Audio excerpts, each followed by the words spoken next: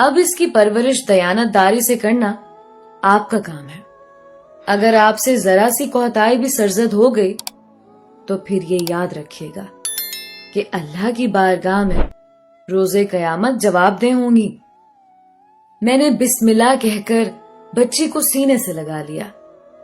اسے اپنے دل کی شہزادی کہتی تھی. بعد میں اس کا نام ہی شہزادی رکھ دیا اور خلوص دل سے اس کی نگہداشت میں مصروف ہو گئی. شہزادی کی پرورش میں ایسی مگن تھی کہ بسا اوقات اپنے شوہر کے حقوق بھی نظر انداز کر جاتی. میرے میاں مدبر صاحب بہت صابر اور شریف النفس انسان تھے. انہوں نے کبھی اس امر کا برا نہ منایا، بلکہ بچی کے ساتھ میرے لگاؤ اور اس کی پرورش میں انہماک اور محنت کو دیکھ کر خوش ہوتے تھے. کہتے کہ تم کو اس کا صلہ اللہ تعالی کی طرف سے ملے گا. میری شہزادی بڑی ہو گئی. وہ اپنی توتلی زبان سے مجھے امی اور میرے شوہر کو ابو کہتی تھی. اس کی پیاری پیاری باتیں سن کر مدبر خوش ہوتے. دن رات ہم میاں بیوی بچی کے آگے پیچھے پھرتے تھے. اس کی وجہ سے ہماری زندگی میں رونق آ گئی تھی. ننھی شہزادی ہم دونوں کو ہر دم اپنی جانب متوجہ رکھتی تھی. میں بھی اس کی دیکھ بھال میں اس طرح صبح شام کر دیتی کہ اکثر میاں گھر کا کھانا کھانے آتے تو میں بغیر کچھ پکائے بیٹھی ہوتی. پھر یا تو وہ بازار سے لے آتے یا بچی کو گود میں لے کر بیٹھ جاتے اور میں فٹافٹ کھانا بنانے بیٹھ جاتی. میری ذات کا خلا ممتا کے جذبے کو ملی آسودگی نے بھر دیا تھا، تو میاں نے بھی بچی کے پیار میں کوئی کمی نہ کی. وہ جب گھر آتے ان کی ساری توجہ شہزادی لے لیتی. اس کی ہر فرمائش پوری کرتے. قسم قسم کے کھلونے، خوبصورت کپڑے، اس کی ضرورت کی ہر شے وہ ڈھیروں کے حساب سے لے آتے. بیمار ہو جاتی تو ہم ایک پل اس کو گود سے نہ اتارتے.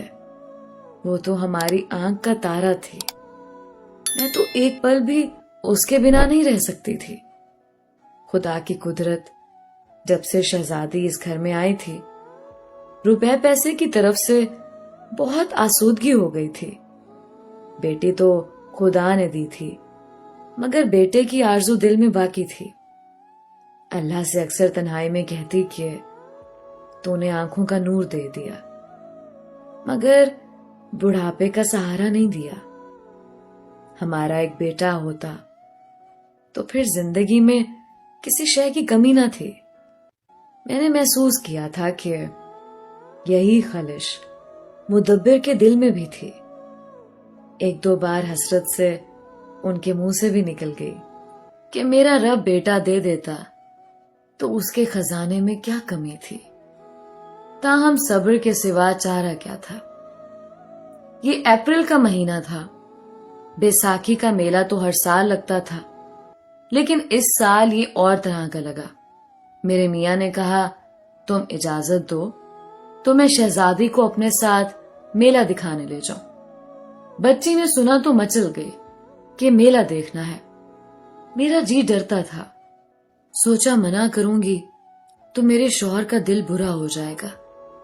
میں نے نہلا دھلا کر شہزادی کو تیار کیا اور سجا سنوار کر ان کے ہمراہ ان کے ساتھ کر دیا. شہزادی ان دنوں 6 برس کی تھی. میلے کی جگہ ہمارے شہر سے زیادہ دور نہ تھی، یہی کوئی 2 کوس پر ہوگی. میاں تانگے پر گئے تھے. ان کو دوپہر تک واپس آ جانا تھا.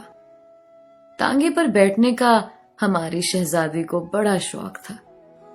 وہ اس سواری میں بیٹھ کر بہت لطف اندوز ہوتی تھی.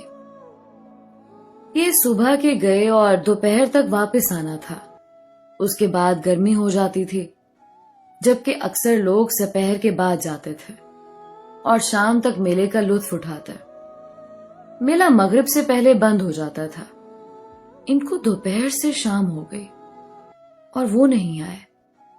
مجھ پر گھبراہٹ طاری ہونے لگی اور دل میں برے برے خیالات آنے لگے. خدا خیر کرے، آج انہوں نے کیوں اتنی دیر لگا دی؟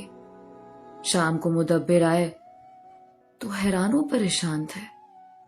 ان کا منہ اترا ہوا تھا اور بچی ان کے ہمراہ نہیں تھی. انہیں تنہا گھر میں داخل ہوتے دیکھ کر سہم گئی. میری شہزادی کدھر ہے؟ پہلا سوال جو میرے منہ سے نکلا وہ یہی تھا. اس کو ڈھونڈتے تو یہ وقت ہو گیا. انہوں نے روندے ہوئے گلے سے بتایا وہ جھولے پر بیٹھنے کی ضد کر رہی تھی. رش بہت تھا. میں اسے جھولے کے قریب لیے کھڑا تھا کیونکہ وہ ضد کر رہی تھی. جھولا رکے تو میں اسے پکڑ لوں اور خالی میں اپنی شہزادی کو بٹھا دوں. میری توجہ جھولے پر تھی. جب نشستوں والا ڈبہ میرے ہاتھ کے قریب آیا میں نے جھپٹ کر اسے پکڑا اور شہزادی کو بٹھانے کے لیے اپنے پاس دیکھا جہاں وہ کھڑی تھی، مگر وہ وہاں سے غائب تھی. جانے بھیڑ کے رلے میں مجھ سے دور چلی گئی یا کسی نے اس کو کھینچ لیا. پل بھر کو میں نے اس کا ہاتھ چھوڑا تھا. جھولے والا بھی حیران ہوا کہ بچی کہاں گئی. بس پل بھر کی غفلت میں قیامت ہو گئی. کہتے ہوئے ان کے آنسو بہہ نکلے. میں بھی رونے لگی. تم نے اچھی طرح نہیں ڈھونڈا، ادھر ادھر ہو گئی ہوگی، اور کہاں جا سکتی تھی؟ کسی باولے کی طرح میلے میں سارا دن پھرتا رہا، اس کو تلاش کرتا رہا. شام کا اندھیرا پھیلنے لگا.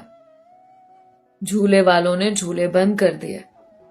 مٹھائی اور کھلونے والے بھی شامیانے کے نیچے سے اپنی عارضی دکانیں سمیٹ کر چلے گئے، مگر ہماری بچی کا نشان نہ ملا. سارا میدان میلے میں آنے والے لوگوں سے خالی ہو گیا.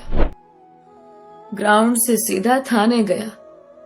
رپٹ لکھوا کر ابھی آ رہا ہوں. میں رو رہی تھی ہچکیاں لے کر، اور میاں مجرم بنے کھڑے تھے. تسلی دینے کو بھی ان کے پاس الفاظ نہ تھے. آنکھوں سے بس آنسو بہ رہے تھے. جی چاہتا تھا اب گھر نہ جاؤں، ندی میں ڈوب جاؤں، مگر تمہارا خیال آتا تھا کہ تم انتظار کرتی ہوگی. سوچتا تھا گھر جا کر تم کو کیا منہ دکھاؤں گا، کیا جواب دوں گا.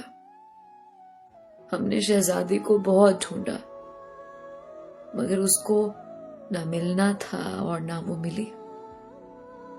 خدا جانے کون سنگ دل اسے لے گیا. خدا نے ہمیں خوشی دی، مگر عارضی کہ وقت نے پھر چھین لی. بدلے میں ایسا درد دے دیا، جب تک زندہ ہے اس درد کی ٹیسیں اٹھتی رہیں گی، اور ہمیں ہر حال یہ درد سہنا ہوگا. کاش وہ ہمیں اولاد کی خوشی نہ دکھاتا تو اچھا تھا. وہ دکھ کم تھا، مگر پا کر کھو دینے کا دکھ بہت زیادہ ہے. اتنا کہ اس کی حد نہیں. جب جب مجھے اپنی لاڈلی کا چہرہ یاد آتا ہے، بن پانی کی مچھلی کی طرح تڑپنے لگتی ہوں. اپنے اللہ سے فریاد کرتی ہوں کہ اگر یہ خوشی عارضی تھی، اگر یہ سکھ ہم کو راس نہیں تھا، تو نہ ہی ملتی ہمیں یہ خوشی. کوئی اور ہی لے جاتا اس معصوم کو، اس طرح نہ کھوتی. اللہ تعالیٰ بے نیاز ہے، سب کی فریاد کو سنتا ہے، مگر جواب نہیں دیتا. نہ جانے ہم سے کون سی کوتاہی ہوئی. اب توبہ کرتی ہوں کہ بیٹے کی جو حسرت تھی اسے بھی دل سے مٹا دیا ہے. وہی بیٹی رحمت تھی، اور نعمت بھی وہی تھی ہمارے لیے جو نہ رہی. شاید ہم اس نعمت کے قابل نہ تھے. اس واقعے کو